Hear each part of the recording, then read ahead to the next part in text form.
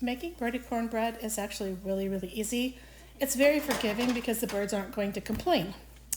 And it doesn't have to rise perfectly, it just has to cook all the way through. This video will cause some of you great amount of pain. I apologize. I do not measure when I make birdie cornbread because it doesn't have to be perfect. You just need it in the ballpark. I use plant-based milk. You can use other types of milk as well. As long as it's getting cooked, the lactose gets broken down, so it shouldn't cause a problem for your birds at all. But I use plant-based milk anyhow. And by adding milk and a acid like vinegar or lemon juice, I'm actually making buttermilk.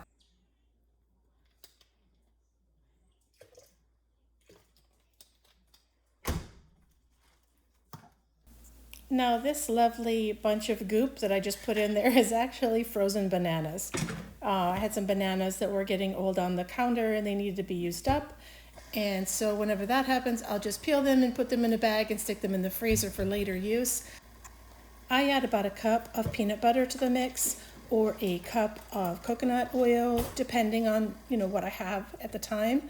Keep in mind that I am weaning out babies, and babies require a lot more calories than adult birds do. And when I send the cornbread home with the babies, it's to make sure that they're getting enough calories while they're adjusting to your new home.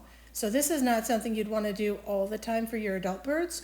I mean, you could put some peanut butter in there, but you do want to keep the fat down lower than what I'm doing because I'm adding a lot of extra fat and eggs to this mix. I used about 5 eggs.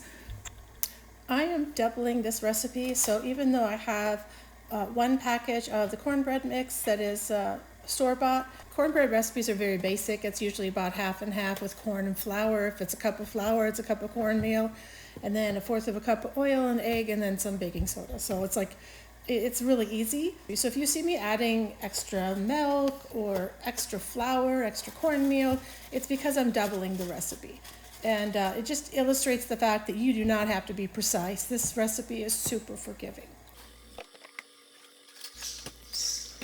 I'm also not measuring the milk, so that's going to frustrate people as well. I end up using almost half of the container because it's not necessarily how much you use, but everything you add should be a certain consistency when you're done. We're nearing the end of the process now because when you add the baking soda, it's going to react with the vinegar and cause lots of little bubbles, so it's going to make it a little bit lighter and fluffier. So you kind of want to finish it up real quick here. You don't want to beat it too long, although like I said, if you beat it too long, no big deal, your bird really isn't going to care. This recipe is great for cleaning out your fridge. I had some blueberries I wanted to use up, just throw those in. You got a sweet potato left over from dinner the night before, pop that in there, who cares? Just add anything healthy that you want to the mix. Frozen mixed vegetables are my go-to because they're easy to find.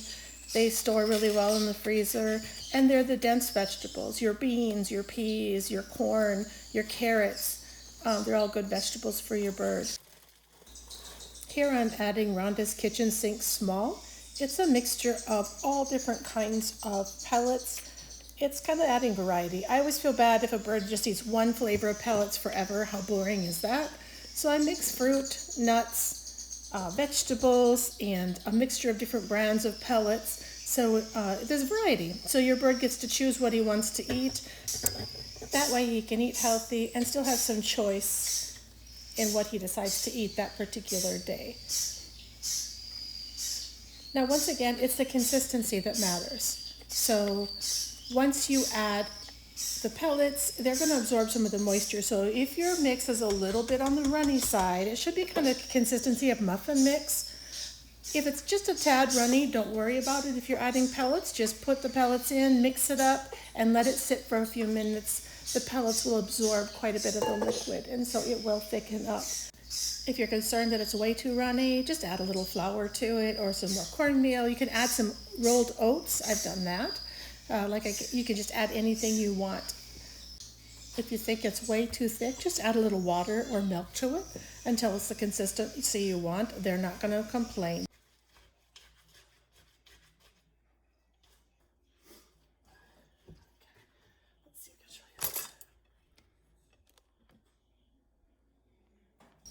Now let me bring you a little closer so you can see the consistency of the finished product.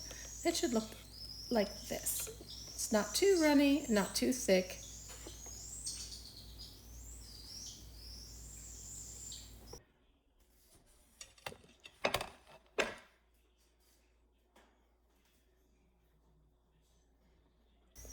Now, like I said, I'm making a double batch. I feel like if I'm going to set aside the time to cook, I need to make it count because I don't have a lot of extra time. Making a double batch, and it just makes sense because you can freeze it and it'll last twice as long.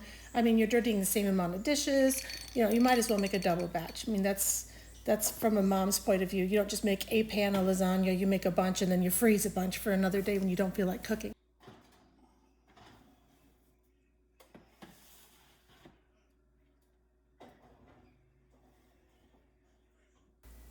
Now here we're placing it in a preheated oven at 375. The basic mix says for 35 minutes, although you're going to cook it for almost twice as long. Our alarm went off 35 minutes later and it wasn't quite done, so I've reset it for another 15 minutes and it still wasn't quite finished, so I set it for another 10. And now it's looking nice and brown, so we're going to go ahead and take it out and let it cool on the counter before we cut it into squares.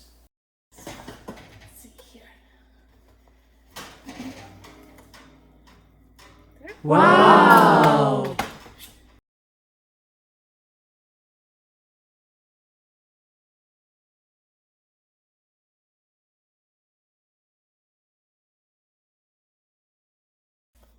Easy peasy lemon squeezy.